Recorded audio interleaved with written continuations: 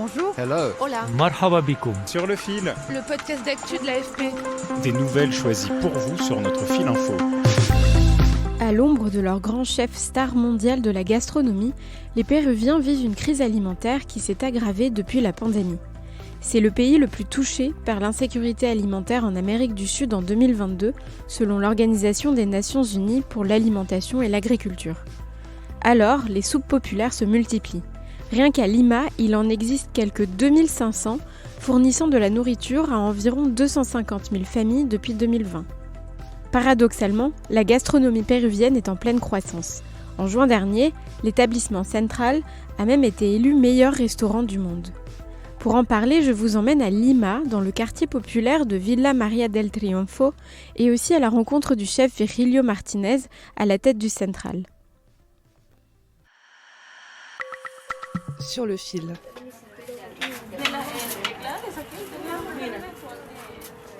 Nous sommes au sommet d'une colline du quartier populaire de Villa María del Triunfo, dans le sud de Lima. La soupe populaire Corazón de Jesús est installée dans une baraque en bois, au toit de tôle, parmi les petites habitations de ce paysage vallonné.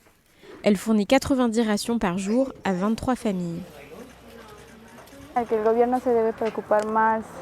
Le gouvernement devrait se concentrer davantage sur la création d'emplois ou sur l'offre de travail mieux rémunérée pour que les gens ne souffrent pas autant en ce qui concerne la nourriture.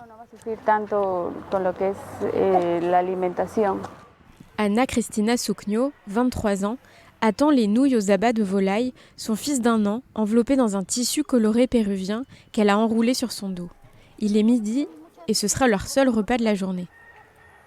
Ici, chaque matin, les femmes allument un feu sur lequel elles placent une marmite noircie par la suie. Les pâtes et os de poulet sont devenues la principale alternative alimentaire de nombreux Péruviens. Manger de la viande est un luxe, Ana Cristina Sucño n'en achète pas. On est tout le temps inquiet pour nos enfants, pour ce qu'ils mangent. Récemment, le taux d'hémoglobine de mon bébé était de 11, presque anémique. Alors on essaye de trouver sur les marchés les aliments les plus pratiques à cuisiner et les plus sains. Ici, le repas coûte 37 centimes d'euros, dans une ville où les mets des célèbres chefs peuvent coûter jusqu'à 330 $ par convive. Rosa Huachaca, 39 ans, a 3 enfants, dont un de 3 mois. Nous n'achetons pas les abats en grande quantité. C'est surtout pour le goût, car sinon nous n'aurions pas assez d'argent pour la ration quotidienne.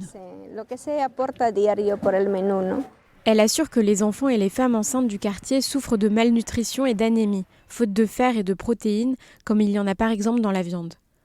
C'est aussi ce qu'explique Jessica Pintado Vega, l'organisatrice de la soupe populaire. Les enfants tombent malades parce que la plupart d'entre eux sont mal nourris. Mais quand c'est cher, il faut bien qu'on s'adapte. Et ce n'est pas de la nourriture de qualité.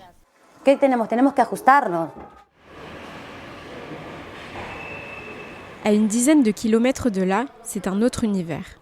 Dans un décor minimaliste et moderne, Virgilio Martinez, le chef du restaurant Central, savoure sa récente popularité.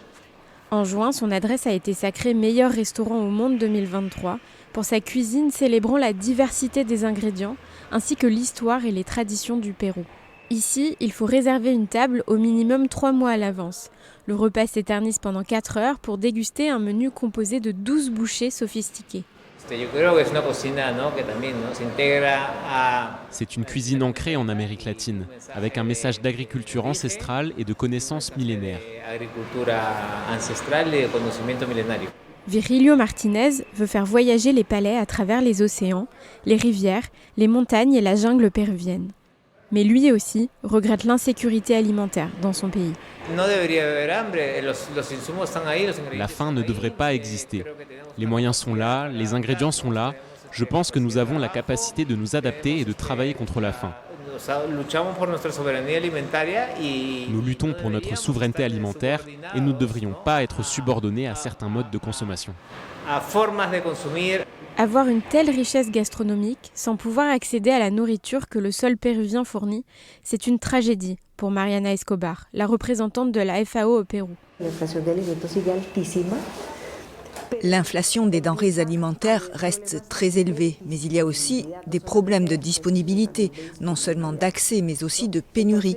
Donc les perspectives sont très complexes, sombres dans un pays dont l'économie ralentit et dont la croissance sera faible cette année.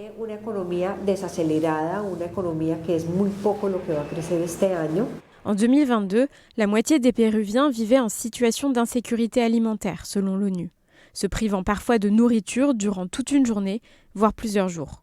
C'est 2 fois plus qu'en 2019. L'agriculture est au cœur du problème.